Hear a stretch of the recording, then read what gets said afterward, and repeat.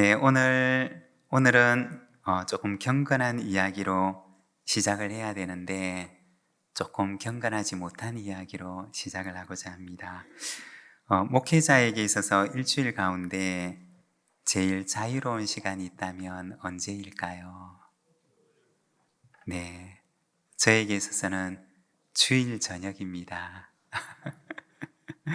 네, 주일 저녁이 되면 이렇게 긴장이 풀어지기도 하고 또 무장 해제가 되어서 주일날 저녁에 집사람하고 저녁을 먹고 나서 TV에서 하는 축구 경기를 한 편 보면 그렇게 재미가 있고 또 마음이 풀어집니다.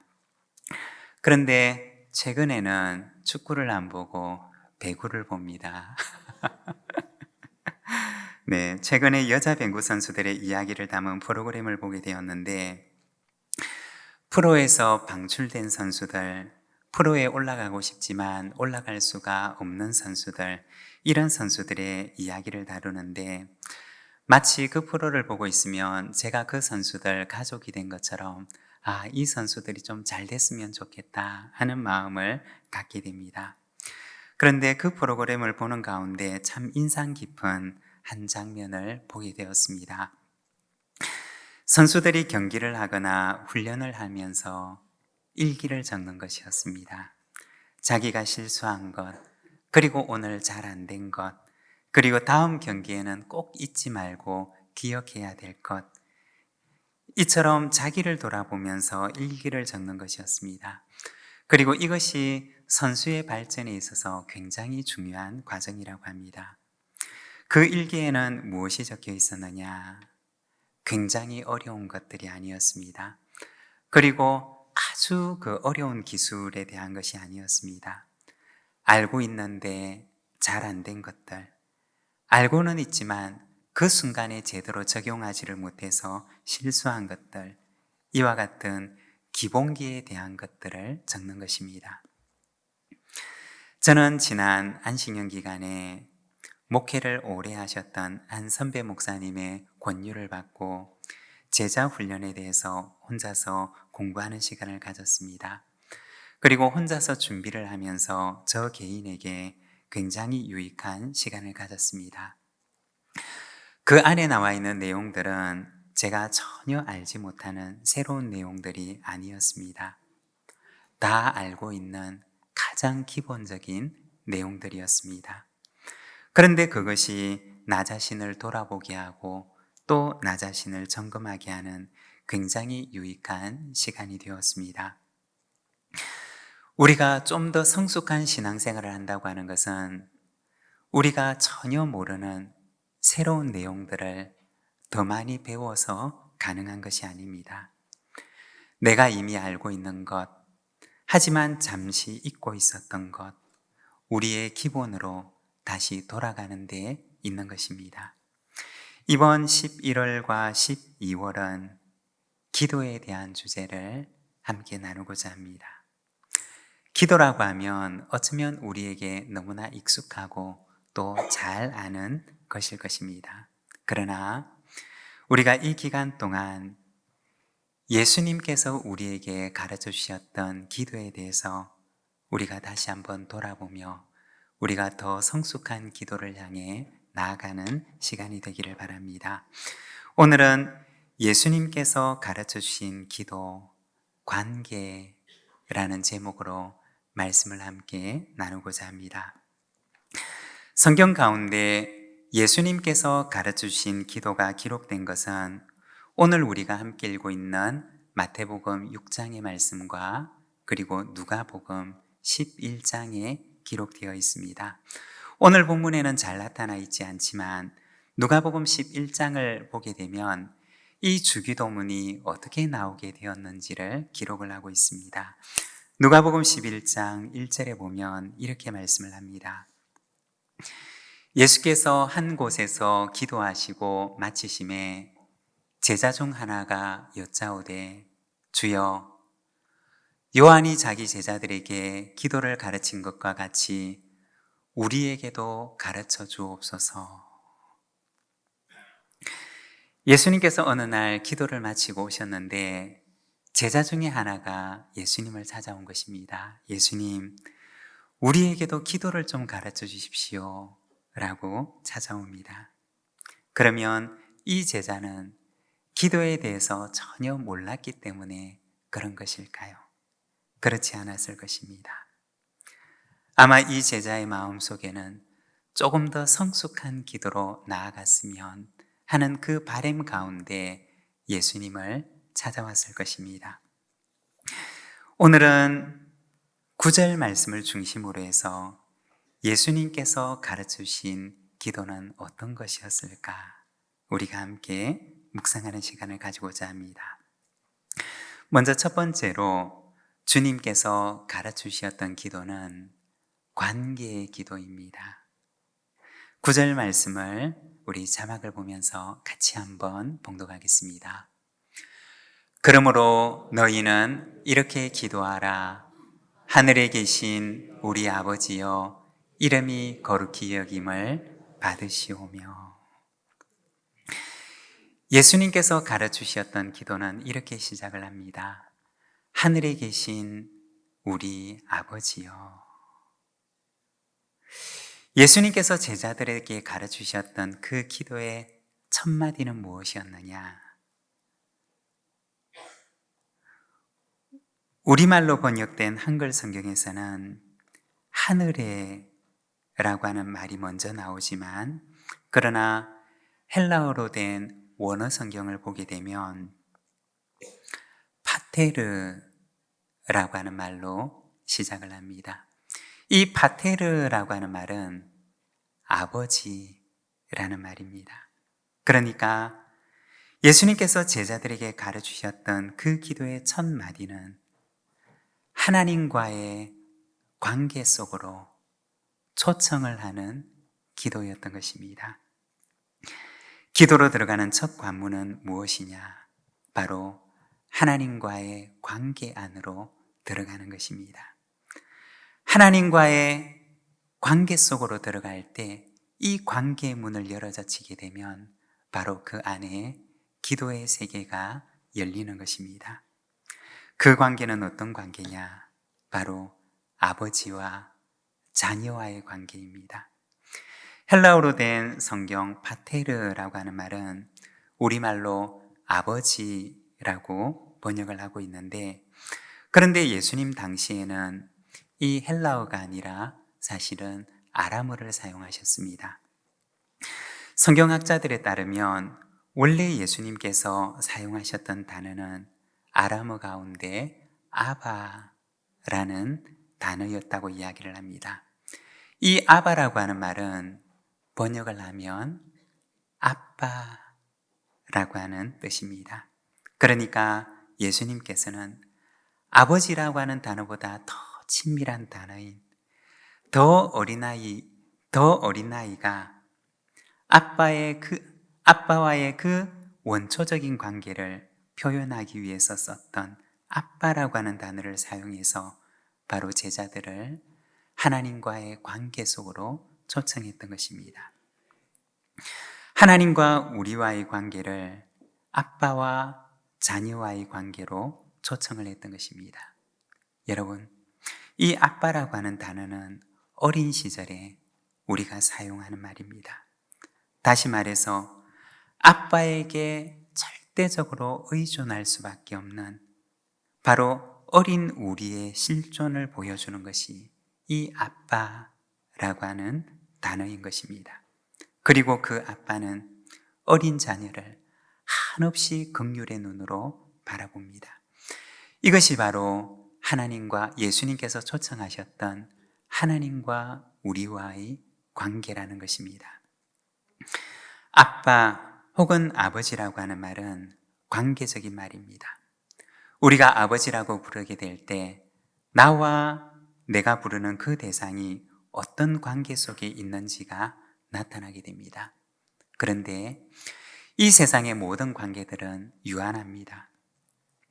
우리가 아버지, 어머니라고 하는 말을 영원히 사용할 수가 없습니다.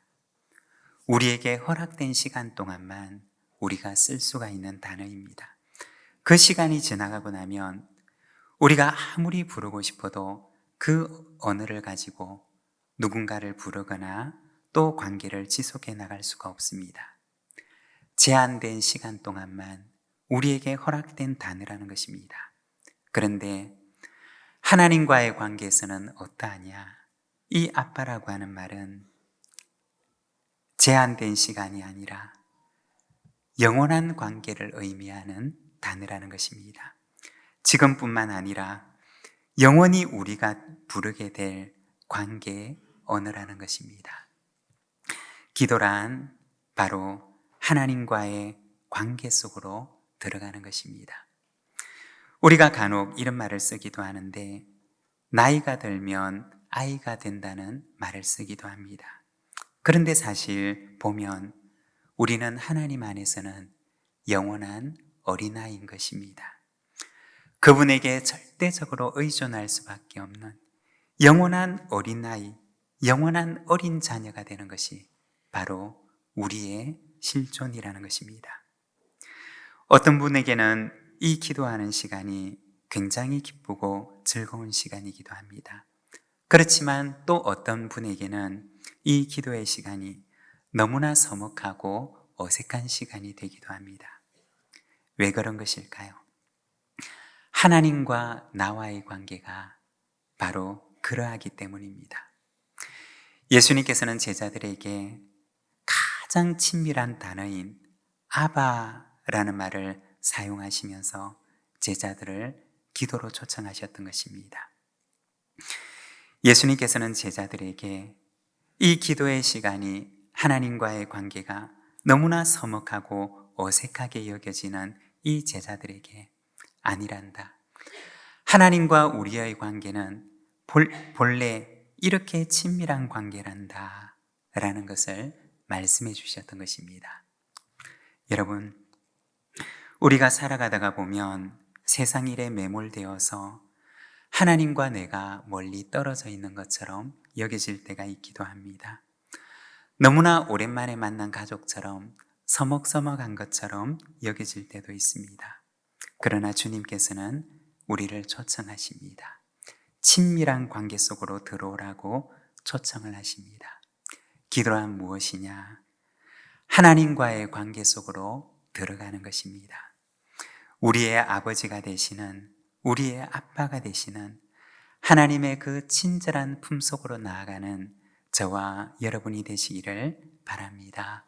그리고 두 번째, 주님께서 가르쳐주신 기도는 초월의 기도입니다.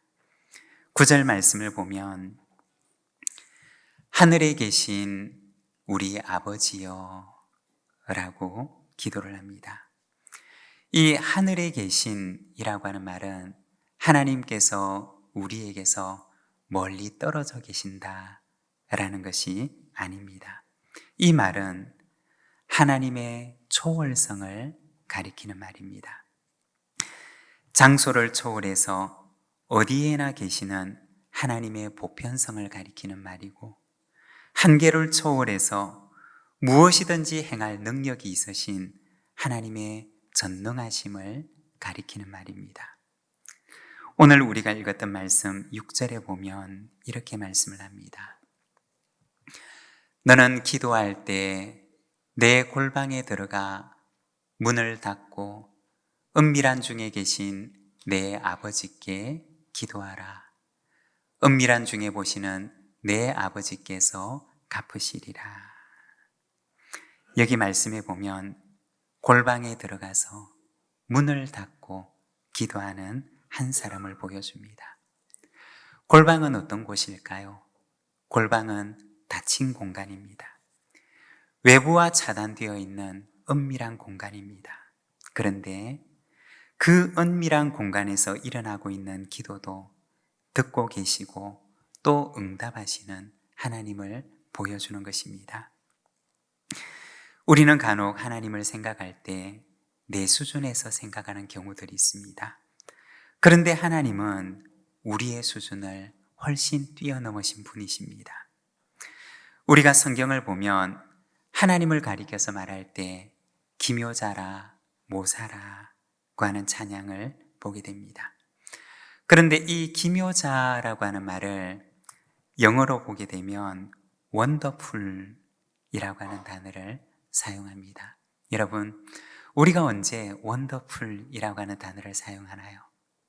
놀라울 때, 굉장할 때 그런 말을 쓰지 않습니까? 하나님은 어떤 분이시냐? 우리의 생각을 뛰어넘으시고 우리의 사고를 뛰어넘으시는 놀라운 분이라는 것입니다. 내 예상대로가 아니라 나의 예상을 훨씬 뛰어넘으시는 분이 우리 하나님이시라는 것입니다. 기도란 바로 그 초월하신 분에게 나아가는 것입니다.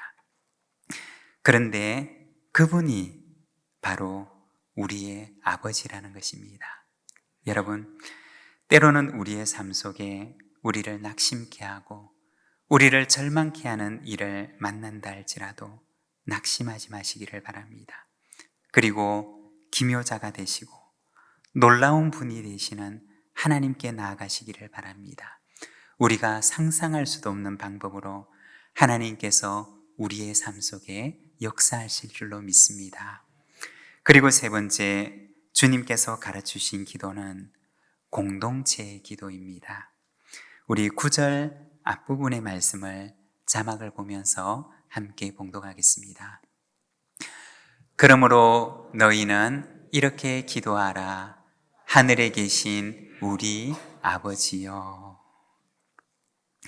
여기에 보면 기도할 때 우리 아버지여 라고 기도를 합니다. 주기도문을 보게 되면 이 짧은 주기도문 속에 우리라고 하는 말이 몇 번이나 나오느냐? 6번이나 등장을 합니다. 요즘에 우리는 신앙이 개인화되어 있어서 우리라고 하는 말보다는 나라고 하는 말을 많이 사용을 합니다. 물론 그것도 참 좋은 의미입니다. 그런데 우리 주님께서 가르치셨던 그 기도는 이 우리라고 하는 의미를 강조하며 말씀해 주셨습니다. 우리 아버지라고 하는 말은 바로 가족됨을 가리키는 말입니다. 하나님께서 우리의 아버지가 되시고 우리는 서로 형제 자매가 되는 하나님의 가족됨을 말하는 것입니다. 그러면 아버지가 자녀에게 기대하는 것은 무엇일까요? 서로 아끼고 서로 돌보는 삶일 것입니다. 우리가 구약 성경인 모세오경을 보게 되면 형제와 자매에 대해서 그리고 이웃에 대해서 지극한 관심을 보여주는 것을 보게 됩니다. 출애굽기 23장 10절과 11절에 보면 이렇게 말씀을 합니다. 우리 같이 한번 봉독하겠습니다. 너는 6해 동안은 너의 땅에 파종하여 그 소산을 거두고 7째 해에는 갈지 말고 묵혀두어서 내 백성의 가난한 자들이 먹게 하라. 그 남은 것은 들짐승이 먹으리라. 내 포도원과 감람원도 그리할지니라. 아멘. 그리고 레위기 23장 22절에 보면 이렇게 말씀을 합니다. 너희 땅에 곡물을 베일 때 밭 모퉁이까지 다 베지 말며 떨어진 것을 줍지 말고 그것을 가난한 자와 거류민을 위하여 남겨두라. 나는 너희의 하나님 여호와이니라. 이 말씀에 보면 가난한 이들을 향한 배려를 말씀하십니다. 그리고 그 말씀에 보면 나는 너희의 하나님 여호와이다 라고 하십니다. 너희의 하나님이 아니라 너희의 하나님이라고 말씀을 하십니다. 신명기 14장 28절과 29절에 보면 이렇게 말씀을 합니다. 매 3년 끝에 그의 소산의 10분의 1을 다 내어 내 성읍에 저축하여 너희 중에 분깃이나 기업이 없는 레위인과 내 성중에 거류하는 객과 및 고아와 과부들이 와서 먹고 배부르게 하라. 그리하면 내 하나님 여호와께서 내 손으로 하는 범사에 내게 복을 주시리라. 여기에 보면 분깃이나 기업이 없는 레위인들, 객과 고아와 과부들의 삶을 돌아보면 29절에서는 그리하면 하나님께서 내가 하는 모든 일에 너에게 복을 주실 것이다 라고 말씀을 하십니다. 하나님께서 갚아주시겠다고 하는 말씀인 것입니다. 건강한 기독교 영성은 내가 이웃에게 어떻게 대하는가에 대해서 관심을 가집니다. 하나님께서는 내가 내 이웃에게 어떻게 대하는지에 대해 너무나 많은 관심을 가지고 계신다는 것입니다. 왜냐하면 하나님께서는 나의 하나님도 되시지만 또한 그의 하나님도 되시기 때문인 것입니다. 여러분, 기도란 무엇일까요? 기도는 삶입니다. 이웃을 향한 나의 태도가 하나님을 향한 나의 기도라는 것입니다. 여러분, 기도의 삶을 살아갑시다. 그리하면 하나님께서 우리 삶의 기도를 받으실 것입니다. 기도는 하나님과의 관계 속으로 들어가는 것입니다. 그리고 초월자가 되시는 놀라우신 하나님에게 나아가는 것입니다. 그리고 공동체 안에서 맺어가는 우리의 삶입니다. 주님이 가르치신 기도로 더 성숙한 기도를 향해 나아가는 저와 여러분이 되시기를 바랍니다. 우리 시간 함께 기도하기를 원합니다. 우리는 하나님 안에서 영원한 어린아이와 같습니다. 마치 아기처럼 아빠 되시는 하나님께 절대적으로 의존할 수밖에 없는 존재가 바로 우리들의 모습입니다. 하나님께서는 그런 우리를 오늘 초청하십니다. 나에게로 나오라. 내가 너의 아빠가 된단다 라고 말씀을 하십니다. 절대자가 되시고 우리의 삶을 전적으로 인도하시는 아빠 되신 우리 하나님께 나아갑시다. 이 시간 주님, 제가 주님 앞에 나아갑니다. 우리의 참 아버지가 되시는 아빠가 되시는 하나님께 나아갑니다. 우리 시간 우리의 삶을 아빠가 되신 하나님께 고백하면서 이 시간 하나님 앞에 기도하며 나가겠습니다. 함께 기도하겠습니다.